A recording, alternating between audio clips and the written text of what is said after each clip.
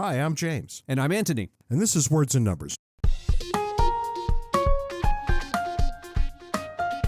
From Santa Barbara, California. Yeah, it's really nice here. Which we're never coming back to. Because? Ever. Because these won't allow me to have a cigar outside like a normal person. No, I think the entire city is smoke-free. The entire place is smoke-free. They just right up.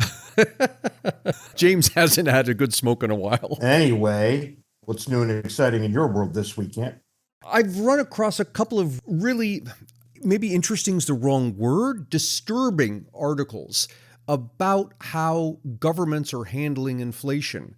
In this country, I complained about this a couple of months ago, that politicians were pointing everywhere they could except at the actual cause of inflation. So they're saying things like it's corporate greed, or it's the millionaires, or it's the oil companies, or it's a war. But they're always pointing to all of this stuff, when of course the real problem is that we printed a tremendous amount of money, in no small part to pay for the budget deficits. It's the budget deficits that end up being ultimately at the source of the problem. But I run across a couple of articles this week from different countries. One, Turkey. Turkey's government says that they're going to lower the interest rate in an attempt to fight inflation. Their inflation, by the way, is currently 80%, 80. I went back and read it a couple times, and I was sure at first that the author just got his words mixed up, but he kept repeating the same thing, that they're looking to lower interest rates to fight inflation. And then I just got these chills thinking, oh my God, whoever it is that's in charge over there must have picked up an economics textbook and completely misunderstood what they were reading, because it's the exact opposite. Lowering interest rates is what you do when you want to increase inflation, not cut it. And by the way, while we're talking about that, economists will say, and you would have heard me say in the past, that the reason you get inflation is because your money supply grows faster than the production of goods and services. So the solution is cut back on the money supply. And you'll hear a lot of economists say that the solution is cut back on the money supply. Then you'll hear other economists saying the solution is to raise interest rates. And those two things are actually two sides of the same coin. I'll give you an analogy to think about it. You're going down the highway and you want to go faster. What do? You step on the gas, you step on the accelerator. You watch your speedometer go up to whatever speed you want. What you're doing is you're using the accelerator to alter your speed, but you aren't using it to measure your speed. Nobody gets out a ruler and says, oh, my accelerator is 2.5 inches from the floor, right? No, you use the speedometer to measure how fast you're going. The accelerator is what moves you faster or slower. So push down the accelerator, speedometer goes up. Let up on the accelerator, speedometer goes down. That's exactly what goes on here. The way to cut inflation is cut back on the money supply. And just like you wouldn't measure the height of your accelerator to the floor, central banks don't measure the size of the money supply as an indicator of whether we're going to get inflation or not. They instead use the interest rate like we use the speedometer. So they'll say, we're going to raise interest rates. What they really mean is cut back on the money supply, watch interest rates go up till they get up to the point that they think that they should be. So long story short, it seems to be the case that somebody in power in Turkey has misread their Money and Banking 101 text and is proposing to do the exact opposite of what they should be doing. So that's Turkey. Then Spain is going to fight inflation, it announced, by imposing a 1% tax on millionaires. The argument that people will give is, well, look, these millionaires have all this money, and so we tax it and we'll pull it out of the system. So it's like what you economists are saying. We're going to cut the money supply. We're going to take this money out of the hands of millionaires. All right, I suppose that's an argument, provided that the government then took that tax revenue and stuffed it in a bank vault somewhere. But if instead it spends the tax revenue, which we all know governments are going to do, that money comes right back into the system. And you haven't done anything for inflation. All you've done is moved money out of the hands of millionaires who would be spending it and now put it into the hands of politicians who are also going to be spending it. So we've got two countries here that, like the United States, are pointing to things that have nothing to do with the actual cause of inflation. The actual cause of inflation is governments growing their money supplies faster than their economies.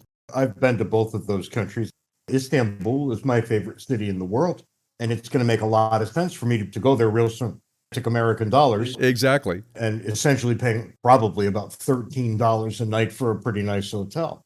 I guess financial illiteracy does me some good here. Well, that's the thing. There's always winners and losers. And it turns out that we are the winners in And this the case. saddest thing in the world is that the losers are a bunch of people who really can't afford to keep losing. Yep. And that seems to always be the case somehow. Yeah, it really does. I am also turning my attention to a foreign country. Landlords shouldn't be allowed to raise rents between tenants, says Toronto's top housing official. Between tenants? Yeah, because you already can't raise rent when there's just a tenant in the building, apparently in Canada. But when they finally leave, you can run the meter up a little bit to catch up to what normal might look like. But no more. Except they don't even want you to do that anymore. Why on earth would anybody want to own rental units? Right. I mean, you're not making any money. As a rule, you make very little. You get nothing but problem tenants. And then the government tells you that you're in the wrong no matter what you try to do. It's not like we don't have tons of examples of this. Every time a city imposes rent controls like this, you get almost immediately a housing shortage. Landlords do exactly what you're saying. They say, look, it's not worth it to me to rent this out. So they'll convert to office space, or they'll convert it to condos that aren't covered by this. And then people complain about gentrification. But like with what I observed with inflation, politicians get away with this because people don't know any better, and the politicians will say, oh, you're hurting because of high rent, or you're hurting because of the housing shortage. It's those greedy landlords. All you're hearing is politicians blaming other people. And then, because we sit here in lovely, smoke-free Santa Barbara, my thoughts for the foolishness of the week center on an incident that occurred last night. And I have to say, I am delighted that I was actually present at the genesis of a foolishness of the week. It was beautiful. These dopey motherfuckers out here, I swear to God. I had placed a wager on a football game. Online. That's right. And I won that bet within minutes of the game starting. And I thought, I know, I'll make another bet because I know how this game is going to go. Looking at the score after a few minutes. And I logged on and I went to put my bet in and it wouldn't accept my money. What does it take from a sports betting organization? What does it take for them to say, we don't want your money, James? Right, yeah. What is that? Of course they want my money. They want as much of it as I can drag over and dump into their laps. But I was disallowed from placing a bet. Why?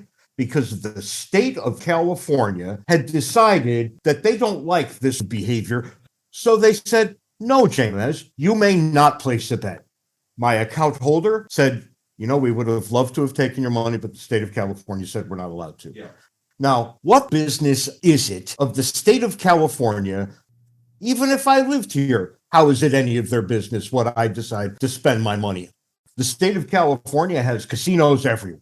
So your first bet, the one that you immediately won some money on, you made that while you were in Arizona before you got on the plane. Yeah, that's right. Before I got to the People's Republic of California. And then you get here, and as I'm observing it, as best as I understand these things, you would have ended up making a couple $100 on this bet. I had the game figured out exactly right. I would have made probably somewhere south of $500. No matter what you want to do in this state, there's a bureaucrat standing right around the corner ready to tell you why you can't. We ultimately didn't do anything about it, but I suggested, and I bet it would work, that if you turned on a VPN, a virtual private network, you can spoof your location, make it look like you're in Arizona when in fact you aren't. And I bet that bet would have gone through. It might well have, but I didn't want to cause any trouble. Right. I didn't want to have to get into that later. I tell you, that was probably wise. I don't come to California often, but we were driving up here from wherever it was we were to wherever we are now.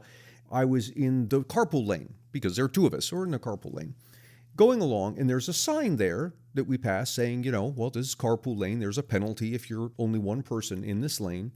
The penalty was like $350. Good God. And we're just sitting out here on the balcony here at your hotel room in this beautiful city of Santa Barbara that is entirely no smoking zone. And there's a sign on the balcony that says there's a $500 fine for smoking.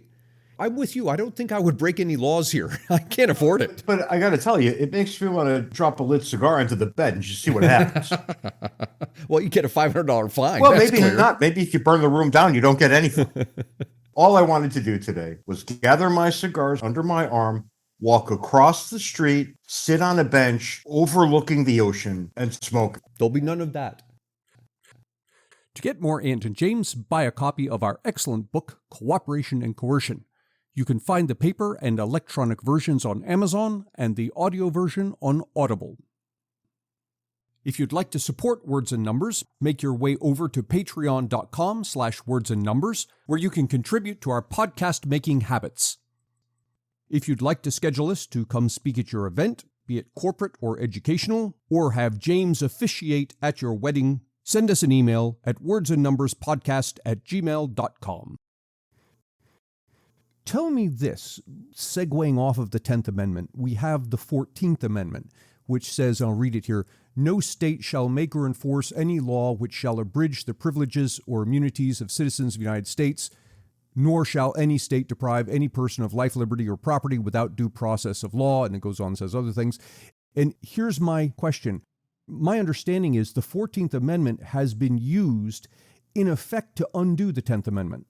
That is, to take the restrictions that are outlined, I guess now in the Bill of Rights, and say these restrictions apply to the states also. Yeah, and look, you have to remember when the 14th Amendment came along and the context in which it was passed. What we had was a civil war, a bloody, terrible civil war. In order to make sure that that sort of thing never happened again, we needed the 13th Amendment, which rendered slavery illegal here forever and all time. That's why we have the post-war amendments.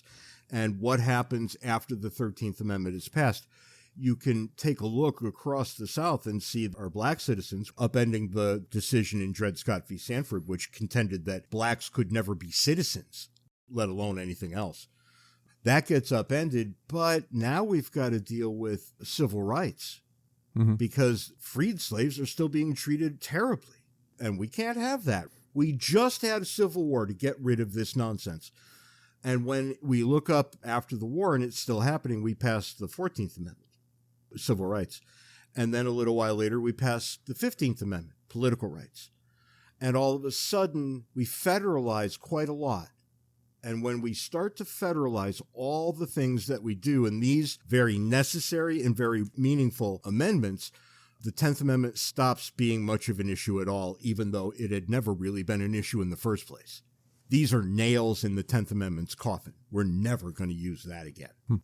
I understand, and that's reasonable. Now, I would prefer if we use the 10th Amendment more. And I think over 100 years after the close of the Civil War, 160 years, we could probably get away with that now, but it would require a Supreme Court to order that so. And maybe you're seeing the first wave of that when you see Roe versus Wade being struck down and the relevant case law being sent back to the states.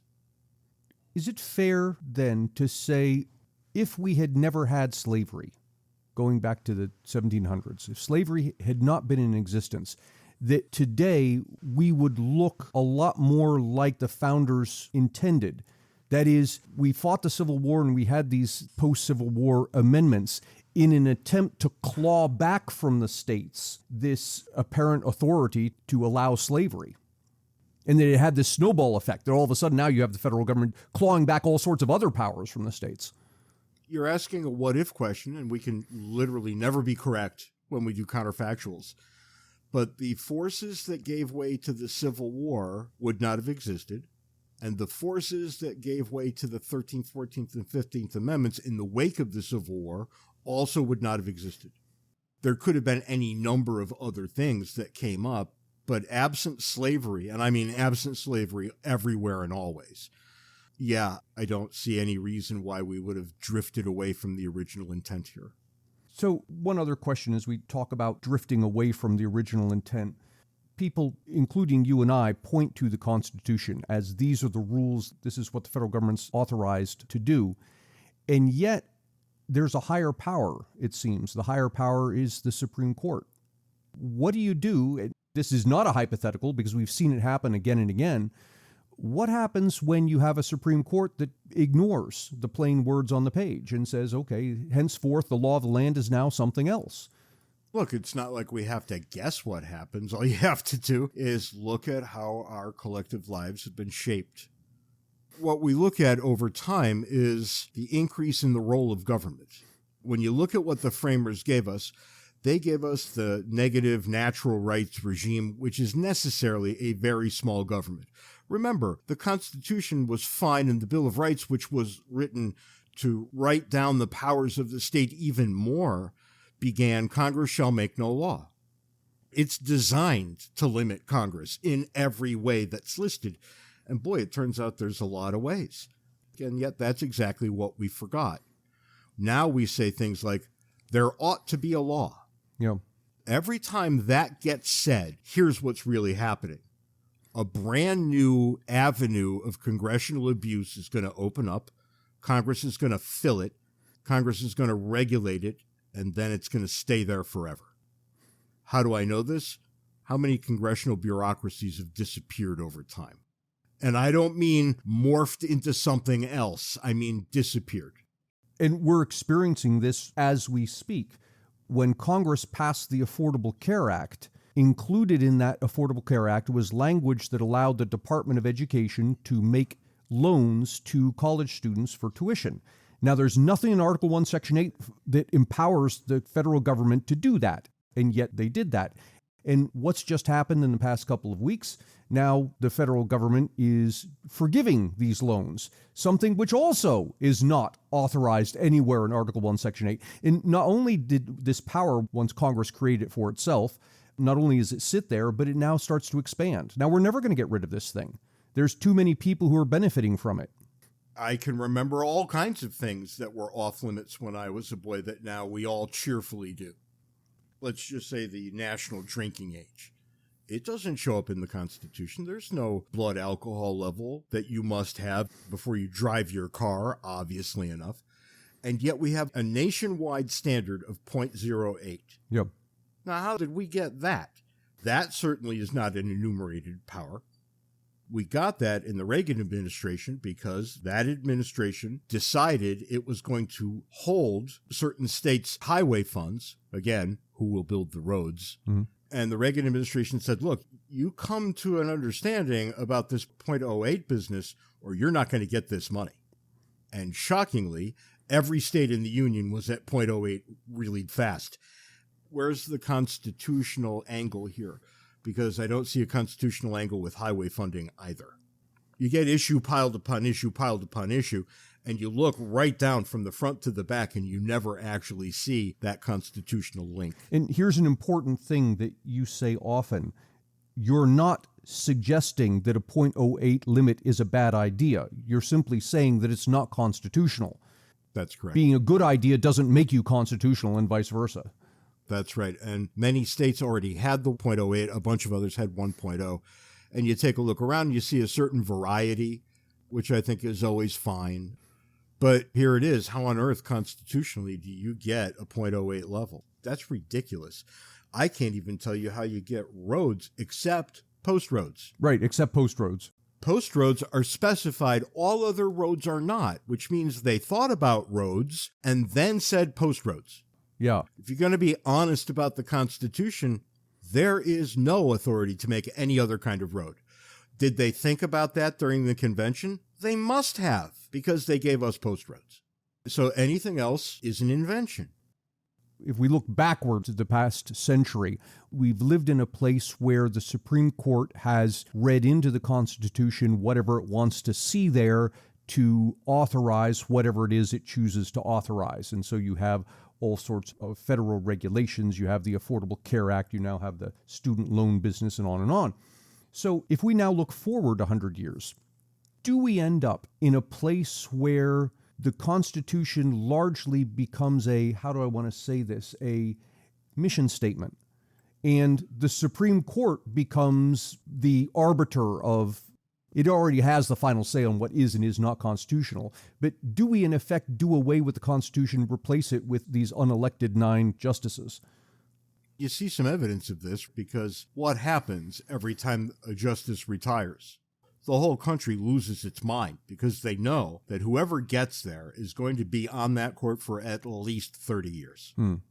There is a conservative majority on that court right now that's going to last the next 25 years. Clarence Thomas is getting along in the he says he's going to retire every now and then. All right, we'll put that asterisk on the issue. But even without him, it's still a majority. That's right. It's just not the super majority it is with him. The way justices get to the Supreme Court has been constitutionally specified, and then they decided to make these deliberations public. Of course, people are going to lose their minds when they see the stakes laid bare before them. To get to your actual question, though, I think we're already at the point where you ask in 100 years if we'll be there. I think we've taken leave of the Constitution, and I'll run through a batch of easy cases to drive that point home. I think it's become the case that the Constitution is largely symbolic. We have all that the Supreme Court has done over the years, and you mix that in with all the nonsense that people want right now, and you add to that the talking heads on MSNBC and Fox and all this other stuff. And before you know it, you can't make the case that the Supreme Court is paying any attention to the text of the Constitution. And the chief offender here, Ant, is the Commerce Clause. Congress shall have the power to regulate commerce with foreign nations and among the several states and with the Indian tribes. Massachusetts can't negotiate with Spain. That's a federal issue. And most people say, yeah, that seems right. And presumably one state can't impose import tariffs on some other state's product. That is commerce with the several states. Yeah.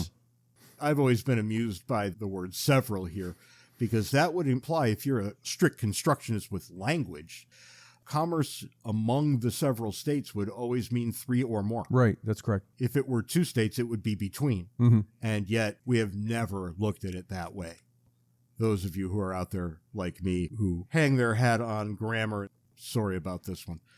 Nonetheless, you can see that Article 1, Section 8, Clause 3, which is the Commerce Clause, is not a hard thing to understand. And yet it's been expanded far beyond what it says there. Incomprehensibly. Literally everything the government wants to do is commerce. This comes through best in a case that we've talked about before, but I think we picked up a bunch of new listeners who might not have heard this. That case is Wickard v. Filburn. It was in 1942. Roscoe Filburn was growing wheat to use on his own farm, to feed to the animals. And who could blame him? If he had the ability to grow wheat on his farm, why would he want to go pay inflated prices out on the market? Those of us who grow tomatoes in our backyard, why do we do that? Because we want to. And because none of your business, that's why. And so too, Roscoe Filburn. He just wanted to do this thing. Whose business was it besides his own? And here comes the federal government. And they say to Roscoe, you can't do that. Why not? The court said that Congress's power under the Commerce Clause allowed it to regulate activities that had even an indirect effect on interstate commerce. So, if Roscoe grew his own wheat and did not buy wheat on the open market, and this is the reasoning of the court, he wouldn't have to buy wheat on the market, and that would affect the market, so we can use the Commerce Clause to tell Roscoe to buy his wheat on the open market because he's not allowed to grow his wheat on his own farm. You could see where they might be able to make that case if Roscoe's farm existed over a state border into another state. And the argument became it's going to be about pricing. The more people who opt out of buying on the market, the more the price goes down, et cetera, et cetera. This was all under a thing called the Agricultural Adjustment Act. To drive the point home to our listeners, let me use that same reasoning, and I'm not stretching it, this is the exact reasoning, and apply it to something that will be more familiar to us. It would be as if the federal government found a student who was studying accounting and said, we, the federal government, now tell you, you must go study medicine. The authority we have is that by studying accounting and not medicine, we'll have fewer doctors. That will affect the price of doctors. Therefore, it's going to affect commerce in the medical industry. And via the Commerce Clause, we now have the authority to tell you, the student, you may not study accounting, you have to go study medicine instead. substitute the cow for the student and the wheat for the medicine and the accounting, and that's exactly the argument the federal government is making here. I've got such a better example for you. Everybody out there, I'm sure, knows what a gun-free school zone is. We've been using this language for a very long time. Congress passed a federal gun-free school zone act. Which under Article 1, Section 8, it should not be able to. Yeah, I mean, what could you imagine could be anywhere near appropriate constitutional language to justify this? In fact, let me go one step further. Not only is there no authority under Article 1, Section 8, there's the Second Amendment That's right. that goes a step further and says Congress shall make no law. Well, that's right. And then there's also the 10th Amendment, which says this is a state issue. Right. That's clearly what it's supposed to say. And yet we have the federal government legislating a gun-free school zones act, and this makes it all the way to the Supreme Court. Now, Wickard v. Filburn was decided in 1942. After that, in case after case after case, the Supreme Court upheld federal tinkering, maybe. From 1942 forward, Congress essentially authorized the elected branches to go ahead and legislate away. Go deal with it. You have the right to assert interstate commerce, and everybody's going to turn a blind eye to it. If you think Roscoe Filburn can't grow wheat on his own farm to feed his own animals, I don't know what to tell you. I mean, that's just stupid beyond all repair. And yet, politically, it was necessary at the time. Fast forward till 1995, every single case between 42 and 95 was settled in favor of government meddling with the Commerce Clause. The government just couldn't lose. And as a result, they got braver and braver, and their logic became more and more tortured until 1995, when this gun-free school zone nonsense hits. Why does Congress think it has the authority to set gun-free school zones? Here's the argument. Children go to school. You can sense Sherlock Holmes' presence at every step. And when children are at school, they need to learn things. And if the environment at the school is anything other than complete and total safety in every way, shape, or form, students will be frightened. Frightened students don't learn as well as unfrightened students. Guns frighten students the most. Gun-free school zone. Seriously, every single step of that was unconstitutional. Every single step. The federal government has absolutely no business meddling in public schools in the first place. Those are state issues at best, and probably county issues almost more than ever.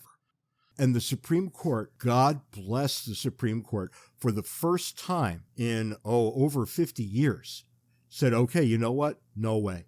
That's ridiculous. Really? But we have gun-free zones, don't we? I mean, we do. Some places do. Oh, but they're at the state level. See how this works? Oh, okay. See how this is supposed to work? Right.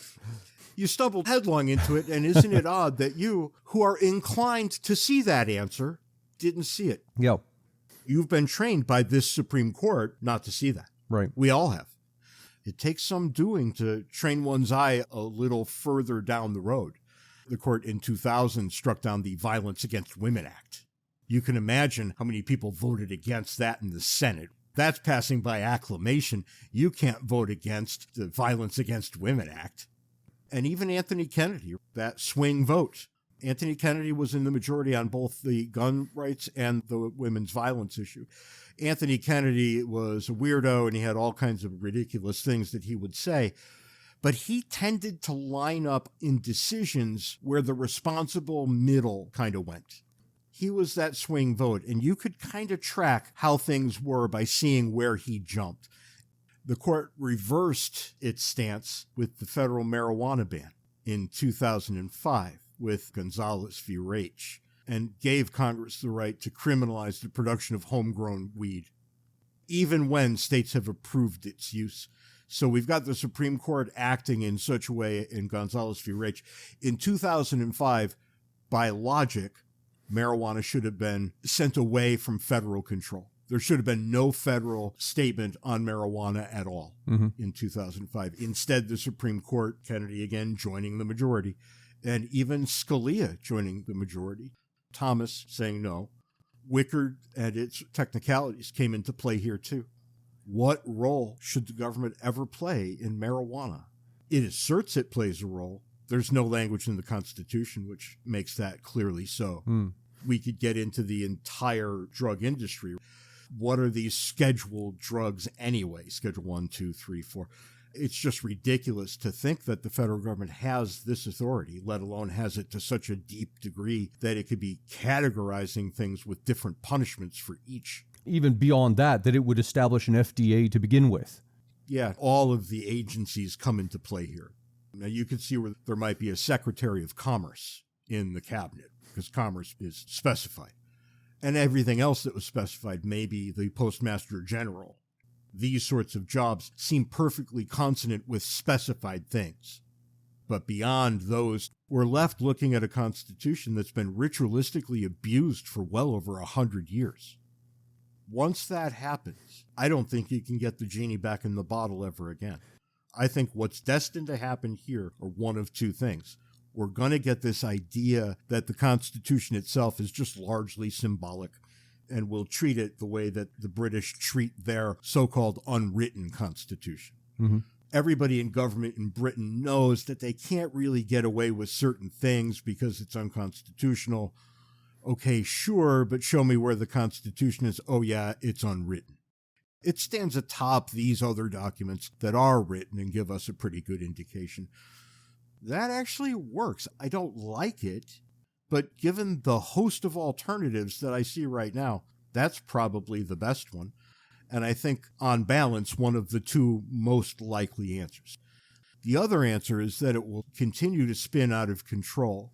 And as it does, its power grabs will become more and more cartoonish over time, to such a day when nothing they say matters anymore. And you see the government just collapse.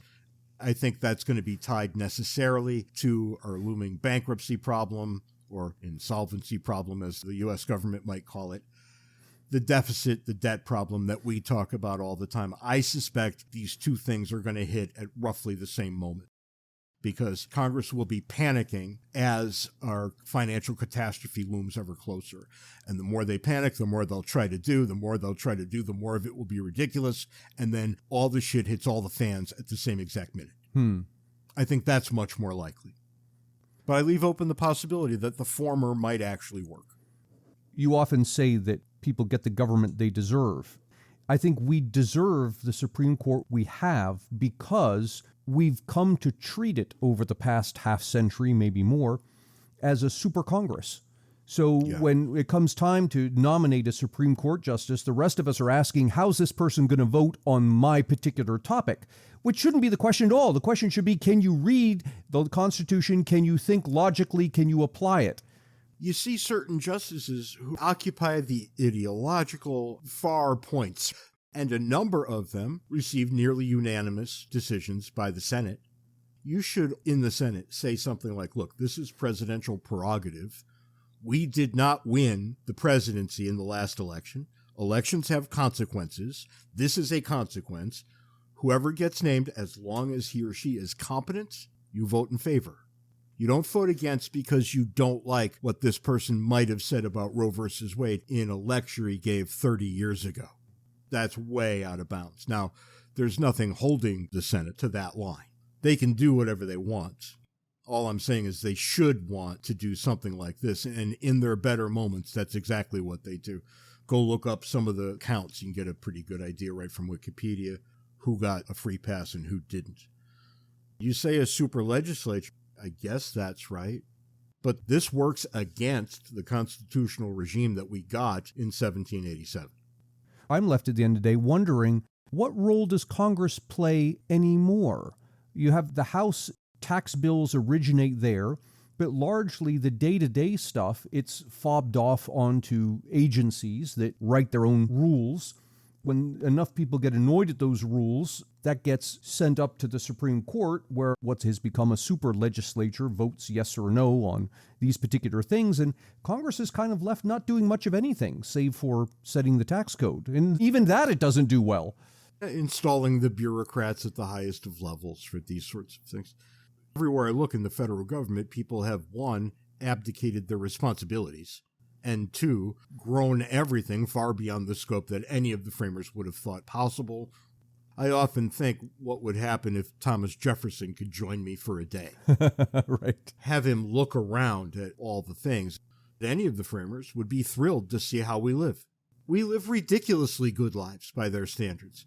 I think they would also be horrified by how much authority we have ceded to the government. We have ceded a lot of authority to the government, and the Supreme Court stands front and center here. That's all the time we've got this week. Join us next week on Words and Numbers when we'll tackle something, I don't know, different.